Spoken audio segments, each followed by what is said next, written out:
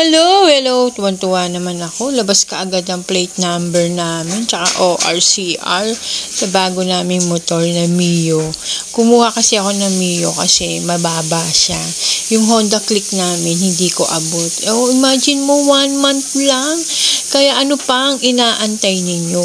Dito kayo kumuha ng motor. 1 day process lang, release ka agad. Tapos, 1 month lang, release ka agad ang plate number at ORCR. Ano pa inaantay ninyo? Dito yan sa may Morong malapit sa Super 8. Ayan, THM. Imagine mo, ngayon ko lang ito nalaman, di sana dapat dito na ako. Ang dami ko ng motor na nakuha.